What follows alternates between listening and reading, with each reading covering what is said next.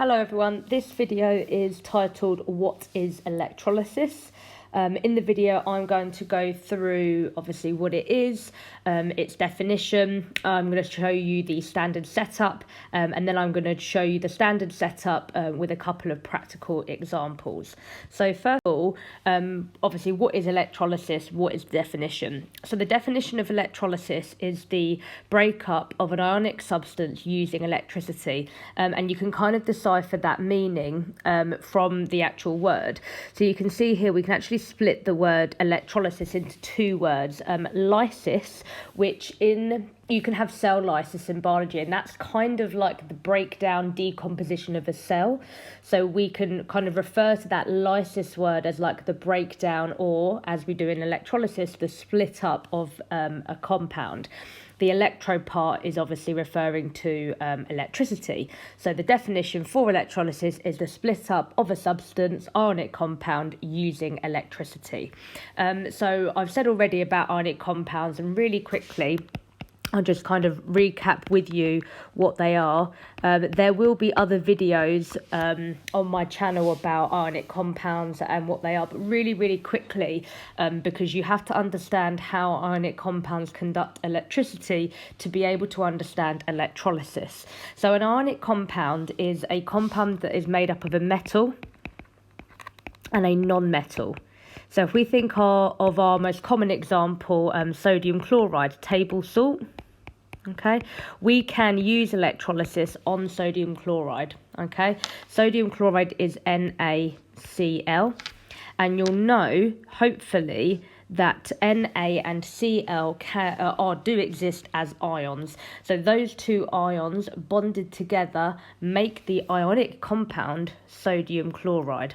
Okay, and we have to use our knowledge of ions to be able to understand electrolysis. So if I just draw you a picture of sodium chloride, so remember sodium chloride is an ionic compound. I'll draw a really basic picture of sodium chloride. So it's made up of loads of positive sodium ions and loads of negative chloride ions bonded together.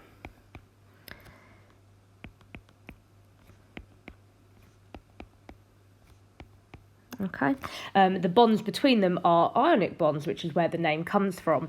Now, when these ionic compounds are melted, or are described as being molten, or when they are in solution, i.e. dissolved with water, something happens to these ions and it allows them to conduct electricity. And that's a very key point here, is lots of the time they link questions with ionic compounds to questions with electrolysis. So we must understand, why does this here conduct electricity when it's molten and in solution? The reason being is that the minute you melt this substance or add it to water, these ions kind of disperse and they can move around. And when they do that, they can carry an electrical charge.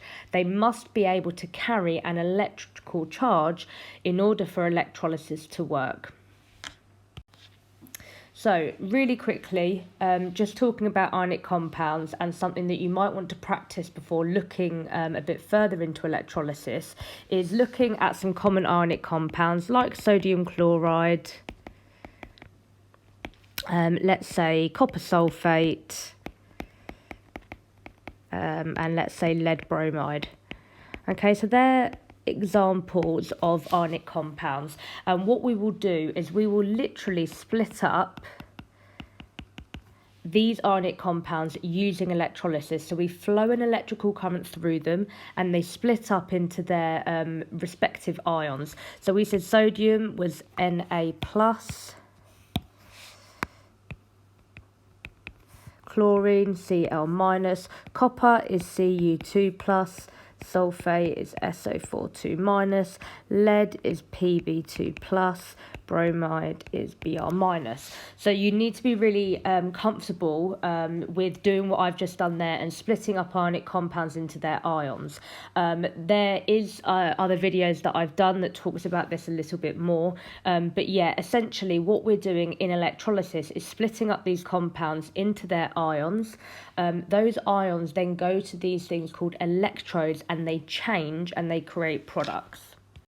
Let's look at the setup, because that previous slide is a little bit difficult to understand if you haven't kind of got a specific example to look at. So the setup for electrolysis, very easy, really standard setup here. Okay. So we have a container here, or like an electrolysis cell, you sometimes hear it referred to. This kind of liquid substance, the thing that we are splitting up is called the electrolyte. So if we were trying to electrolyse sodium chloride, the electrolyte would be molten sodium chloride or sodium chloride in solution.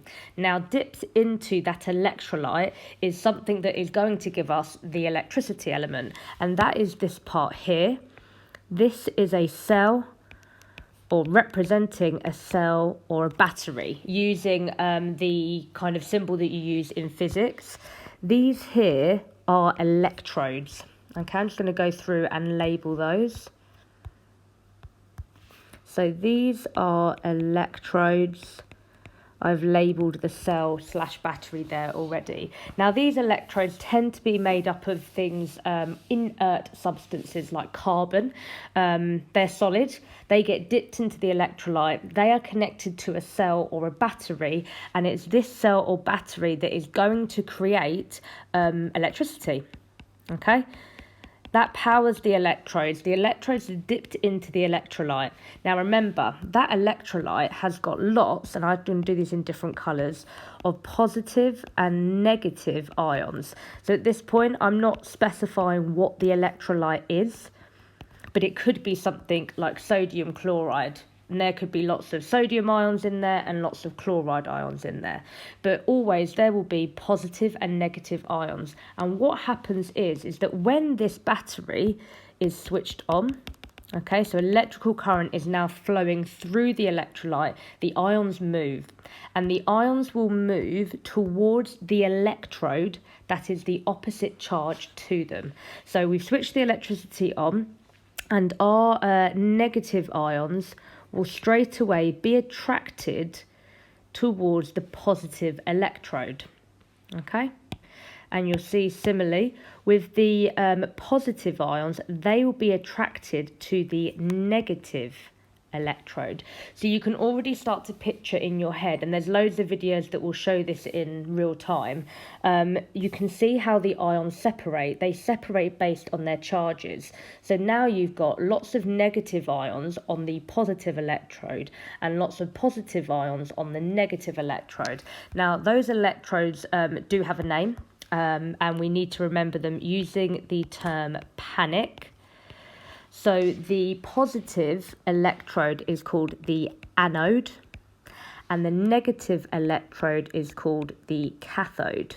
The way we remember that is positive anode, negative is cathode.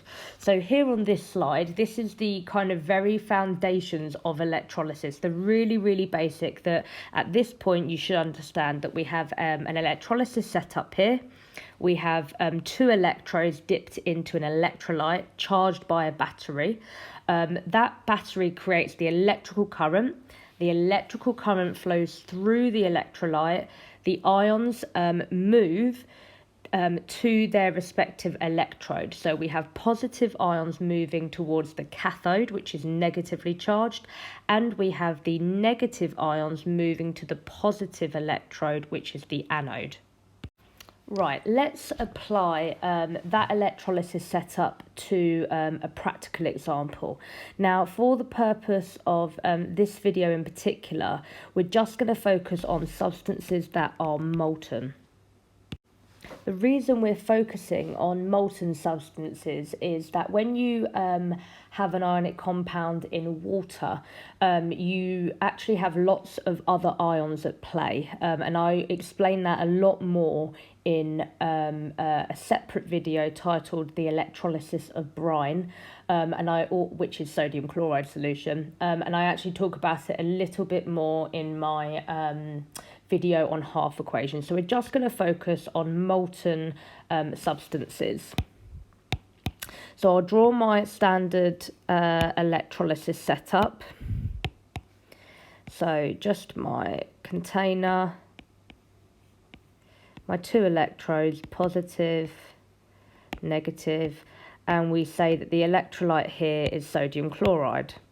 So I've got lots of Na plus ions, and to be honest, I'm just going to draw one of each so it doesn't get too messy, and I'd have lots of chloride ions in there. So this is sodium chloride that has been melted.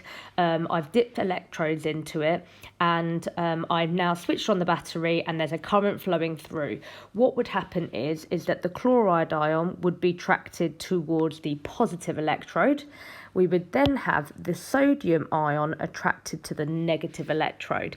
Now, when they get there, they will not stay as ions, okay? Sodium ion will actually turn into sodium, and the chlorine or chloride ion would actually turn into chlorine, Cl2. And how and why they do that is explained again in another video. But for now, in terms of electrolysis, you just really want to focus on, and it doesn't necessarily have to be by this setup, but you should be able to understand that these ionic compounds are split into their ions. Those ions then turn back into the elemental form. So sodium ion turns into sodium, chlorine ion turns into chlorine gas. Another quick example here, just going to show you copper chloride. So again, we would have our standard setup. Again, looking at molten copper chloride here. In here, we will have copper ions, which is Cu2+. We would have chloride ion, Cl-. And remember, it wouldn't just be one each of those ions. There would be hundreds and hundreds of those ions in the electrolyte. I'm just showing you one to keep things tidy. So then again, you would see chloride ion going to the positive electrode. And what happens there is it then turns into chlorine gas, Cl2. The copper here would go to the negative electrode and would turn into copper. And you can watch videos of this online. What you actually see in the electrolysis of copper chloride is you actually see copper metal appearing on the negative electrode. And that actually leads nicely into why do we bother doing electrolysis? Well, the reason we do electrolysis is to get us certain products. So for example, this electrolysis will give us chlorine gas, which has many, many uses, and copper. Well, that copper can be used again for a variety of things. So this isn't just something that, we're doing on the GCSE spec because that's what we're telling you. It actually has a practical application. So this will create metals, and the metals that these electrolysis setups separate tend to be quite reactive metals. Lastly, just to finish off the video, I'm going to touch really briefly on what does actually happen once those ions have moved to the electrodes. Now, this part is quite tricky. It depends on what tier you're sitting. So for foundation tier science, you just really need to know how you split up these compounds using electricity, and the fact, name what is produced at what electrode. Now, if you're doing higher tier science or a separate science, you then explain what is happening at the electrodes using half equations. Okay. However, I think it's really important, no matter what spec you're sitting or what tier, that you understand, maybe not using half equations, but you understand what happens once the ions have gone to the electrodes. And that's what I'm going to explain now. Okay, so I'll put in the corner, this is kind of technically higher tier content, but I think it's really beneficial that everyone understands. And I'm just going to do a quick example. So let's just say I've got my electrode here. I'll start with the positive electrode. Let's say I am doing my previous example. So I'll draw the battery just to give it a bit of context. Let's just say my previous example was copper sulfate. No, it wasn't copper sulfate, it was copper chloride. So I've got my Cu 2+, and I've got and I'll draw it in a different colour, my Cl-. Okay, so my Cl- ion is going to be attracted towards that positive electrode. I will draw my negative, but I'm just going to work on my positive one for now. Now I'm just going to rewrite Cl- there, actually make it a little bit clearer. Think of Cl-. Now when it goes to that electrode, not only is it attracted to it, but it is actually going to either receive or lose electrons, because what chlorine wants to do is turn from Cl- into Cl2. Well, Cl2 is a neutral atom. Cl- is an ion. Now at GCSE you do lots of work in the beginning of GCSEs on turning atoms into ions. This time we're now turning an ion back into an atom. Now chlorine is negatively charged, which means that it's got more electrons than it actually needs. And when it goes to that electrode, it is going to lose electrons and become chlorine gas. So actually I can write here that it's a diatom, which chlorine is. So that chlorine ion goes to the electrode. Not only does it go to the electrode, but when it gets to that electrode, it loses electrons, and we can say that it has been oxidized. It's undergone oxidation, which means that it has lost electrons. Now, similarly with your copper ion is going to go towards your negative electrode. Now, when it gets there, that Cu2+ needs to turn into Cu, which is your atom, and this is your ion. So how does Cu2+ get back to being Cu as an atom, how you'd find it in the periodic table as a copper solid?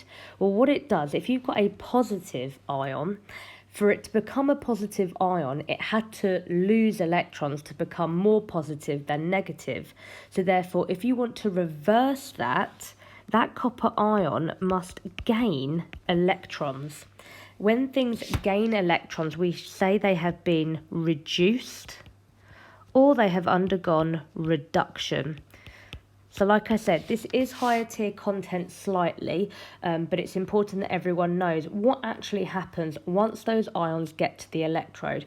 Essentially, what happens is that when they go to the electrodes, the ions will either lose or gain electrons. Depending on which one they've done, means that you would then be able to describe them as undergoing oxidation or undergoing reduction. So in terms of videos following on from this, I would now look at my half equations video, and there is an electrolysis edition. All of that video will be higher tier only, but again, I recommend everyone looking at it because it's some interesting stuff and it's really good content to test yourself on. Good luck with any examples that you do. I always recommend rewinding these videos, playing them again and making some notes. Also, it's good to pause at the work examples and have a go at doing the worked examples yourself, and then marking them and playing the video through.